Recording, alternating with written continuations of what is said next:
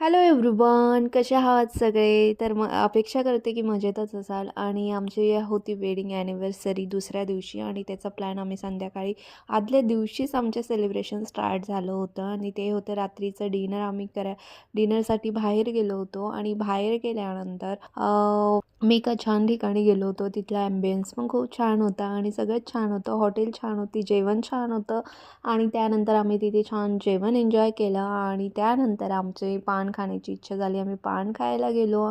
Non veg खाल्लं आणि पान खाल्लं नाही तर मज्जाच काय. तर पान खाल्लं फायनली आणि आम्ही मस्त घरी आलो आणि शांतपणे झोपलो. त्यानंतर दुसऱ्या दिवशी आमचे प्लॅनिंग ऑलरेडी सेट होते आणि ते होते की आम्ही दुसऱ्या दिवशी ॲनिव्हर्सरीच्या दिवशी मूव्ही बघायला जाणार होतो आणि तो मूव्ही म्हणजे धुरंधर. आणि त्या दिवशी आरूची स्कूल असल्यामुळे आरूला आम्ही घेऊन नाही गेलो आणि असंही धुरंधर मूव्हीसाठी लहान मुलं अलाऊ नसल्याकारणाने आम्ही त्याला नेणार नव्हतो आणि असेही आम्हाला एकमेकांसोबत टाईम स्पेंड करायचा होता. मूव्ही पाहून झाल्यानंतर आम्ही खाली आलो आणि खाली आम्हाला डीमार्टमध्ये काही वस्तू घ्यायच्या होत्या. त्या वस्तू घेतल्या, तिथली शॉपिंग झाली आणि मस्त घरी आलो. घरी आल्यानंतर पुढचा प्लॅन माझा सेट होता आणि त्यासाठीच लगेच रेडी व्हायचं होतं आणि रेडी झालो आम्ही सगळे आणि छान त्या ठिकाणी पोहोचलो.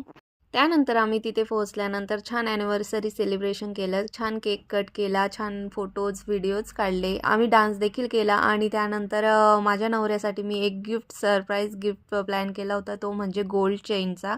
आणि ती गोल्ड चेन मी त्यांना गिफ्ट केली आणि माझा आरू देखील इथे एन्जॉय करत होता. अशा पद्धतीने आम्ही आमची ॲनिव्हर्सरी सेलिब्रेशन केली. तुम्हाला कसा वाटला व्लॉग नक्की सांगा आणि चला तर भेटूया नेक्स्ट व्लॉगमध्ये. चला बाय.